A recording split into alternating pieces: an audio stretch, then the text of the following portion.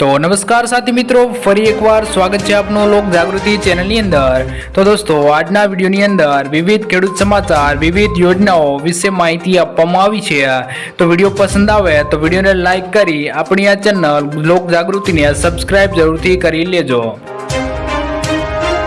तो दोस्तों पहली खबर की बात करिए तो बे आगाही वावाझोड़ानी शक्यता। तो विगतनी बात करिए तो हवामान निष्णात अंबालाल पटेल द्वारा 5 तारीख सुधी राज्य में भारे वरसादनी आगाही करी देवामां आवी छे। तो खास करीने दक्षिण गुजरात अने सौराष्ट्र में मेघराजानी फरी वखत भूक्का बोलाववाना छे। तो उत्तर अने मध्य गुजरात में पण वरसादनी शक्यता दर्शाववामां आवी छे। तो हवामान विभाग द्वारा पण 5 दिवस भारे आगाही आपवामां आवी छे। तो दरियाकांठाना विस्तारों 45 किलोमीटर झड़पे पवन फूंकावानी शक्यता है। तो वावाझोड़ा जेवी स्थिति शक्यता दर्शाववामां आवी छे मित्रों। तो दोस्तों त्यारबादना समाचार જોઈએ तो ચાંદીપુરાના વાયરસથી 61 બાળકોના મોત। તો વિગતથી વાત કરીએ તો ગુજરાતમાં ચાંદીપુરા વાયરસનો કહેર વધ્યો છે। તો અત્યાર સુધીમાં ચાંદીપુરા વાયરસના 148 કેસ નોંધાયા છે। તો ચાંદીપુરાના પોઝિટિવ કેસની સંખ્યા પણ વધીને 56 થઈ ગઈ છે, જ્યારે 61 દર્દીઓએ ચાંદીપુરાના કારણે જીવ પણ ગુમાવ્યો છે। તો સરકારે આ વાયરસને લઈ બધાને સાવધાન રહેવા માટે સૂચનાઓ પણ આપી દેવામાં આવી છે। તો ખાસ કરીને મિત્રો નાના બાળકોને આ વાયરસથી સાવધાન રાખવા જોઈએ। तो दोस्तों त्यारबादना समाचार જોઈએ तो महिलाओने મળશે पीएम किसान योजनाનો લાભ। तो વિગતની વાત કરીએ તો કેન્દ્ર સરકાર દ્વારા ખેડૂતોના હિતમાં અનેક યોજનાઓ ચલાવવામાં આવી રહી છે। તેમાંથી એક પીએમ કિસાન સન્માન નિધિ યોજના છે, જે અંતર્ગત કેન્દ્ર સરકાર દર વર્ષે 3 હપ્તાઓએ ખેડૂતોને 6000 રૂપિયાની આર્થિક સહાય પૂરી પાડે છે। તો આ યોજનાને લઈને લોકોના મનમાં અવારનવાર અનેક પ્રકારના સવાલો ઊભા થાય છે।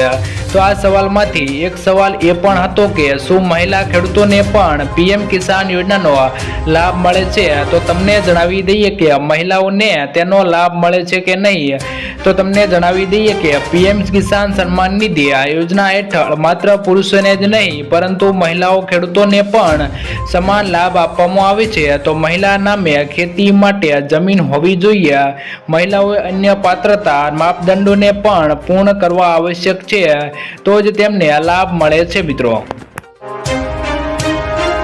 तो दोस्तों त्यारबादना समाचार જોઈએ तो रक्षाबंधन पहला 1500 રૂપિયા ખાતામાં। तो વિગતથી વાત કરીએ તો મહારાષ્ટ્રમાં વિધાનસભા ચૂંટણી પહેલા એકનાથ સિંહે સરકારની ઘણી નવી યોજનાઓ લઈને આવી છે। આમાં લાડલી બ્રાહ્મણ યોજના સૌથી મહત્વની યોજના છે। આ યોજના હેઠળ રાજ્યની તમામ પાત્ર મહિલાઓને દર મહિને 1500 રૂપિયા આપવામાં આવશે। મધ્યપ્રદેશમાં આવી યોજના પહેલેથી જ ચાલી રહી છે। શિવરાજસિંહ ચૌહાણે આ યોજના વિધાનસભા ચૂંટણીમાં શરૂ કરી હતી અને તેઓ ભારે બહુમતીથી ચૂંટણી જીતવામાં સફળ રહ્યા હતા। આવી સ્થિતિમાં ફરી ચૂંટણી જીતવા માટે એકનાથ સિંહે પણ શિવરાજના માર્ગે ચાલી રહ્યા હતા મિત્રો। तो दोस्तों त्यारबादना समाचार જોઈએ तो दर महीने 5000 રૂપિયા पेन्शन। तो विगतથી વાત કરીએ तो जो તમે નિવૃત્તિ પછી એટલે કે 60 વર્ષ પછી દર મહિને માત્ર 210 રૂપિયા જમા કરીને મહત્તમ 5000 રૂપિયા પ્રતિ માસ પેન્શન મેળવી શકો છો। અને આ સરકારી યોજનાનું નામ છે અટલ પેન્શન યોજના, જેમાં દર મહિને ખાતરીપૂર્વક પેન્શન આપવામાં આવે છે। તો વર્તમાન નિયમો અનુસાર જો તમને દર મહિને 5000 રૂપિયા પેન્શન મેળવવા मांगता हो तो तमारे दर महीने 210 રૂપિયાનું રોકાણ કરવું પડશે। अथवा जो तमे दर महीने 1000 રૂપિયા पेन्शन मेळववा मांगता हो तो तमारे दर महीने मात्र 42 રૂપિયાનું રોકાણ કરવું પડશે, જ્યારે આ યોજનામાં 60 વર્ષ સુધી રોકાણ કરવાનું હોય છે મિત્રો। तो दोस्तों त्यारबादना समाचार જોઈએ तो महिलाओने મળશે 6000 રૂપિયાની સહાય। તો વિગતથી વાત કરીએ તો સરકાર તમને 6000 ની આર્થિક સહાય આપે છે, જેમાં પ્રથમ તબક્કામાં 1000 રૂપિયા, બીજા તબક્કામાં 2000 રૂપિયા અને ત્રીજા તબક્કામાં 2000 રૂપિયા ગર્ભવતી મહિલાઓને આપવામાં આવે છે। તે જ સમયે સરકાર બાળકના જન્મ સમયે હોસ્પિટલમાં છેલ્લા 1000 રૂપિયા આપે છે। આમ આ યોજના હેઠળ પ્રથમ વખત સ્તનપાન ધરાવતી ગર્ભવતી महिलाओने 6000 રૂપિયા આપવાની આર્થિક સહાય આપવામાં આવે છે મિત્રો। તો દોસ્તો ત્યારબાદના સમાચાર જોઈએ તો વર્ષમાં 3 વખત મફત એલપીજી સિલિન્ડર મળશે.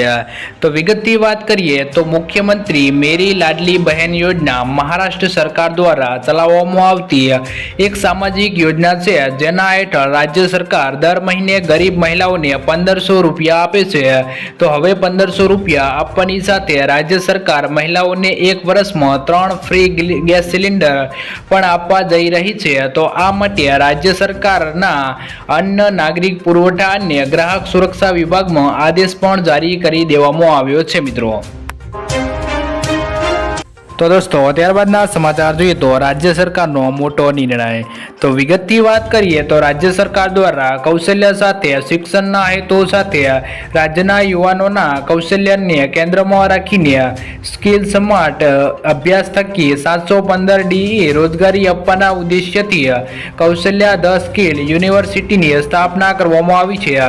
તો આ નવી સંસ્થાઓમાં ખેડૂત તથા ખેડૂત પુત્રોનું 1200 રૂપિયાના નજીવા દરથી ડ્રોન પાયલટ તાલીમ ઉપલબ્ધ કરવામાં આવશે. તો સામાન્ય રીતે આવી તાલીમ ખાનગી ક્ષેત્રે 50 થી 60,000 રૂપિયામાં ઉપલબ્ધ થાય છે મિત્રો. તો દોસ્તો ત્યારબાદના સમાચાર જોઈએ તો શું ગુજરાતમાં પણ પૂરની પરિસ્થિતિ સર્જાશે?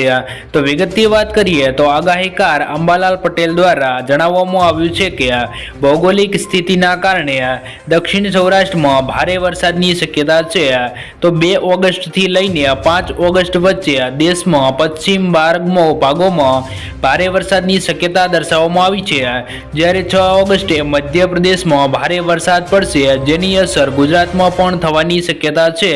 તો 8, 9, 10 ઓગસ્ટ રોજ મુંબઈ મહારાષ્ટ્રમાં ભારે વરસાદ પડવાનો છે. તો ગુજરાતમાં 11, 12 ઓગસ્ટના રોજ ભારે વરસાદ પડશે અને દક્ષિણ ગુજરાતની નદીઓમાં પૂર આવવાની સંભાવના રહેલી છે. તો દક્ષિણ સૌરાષ્ટ્રમાં ભારે વરસાદની સંભાવના છે. તો 23 ઓગસ્ટથી વરસાદ થવાની સંભાવના છે. તો 2 સપ્ટેમ્બરથી 7 સપ્ટેમ્બર સુધી ગુજરાતના ઘણા ભાગોમાં સારો વરસાદ થવાની સંભાવના છે.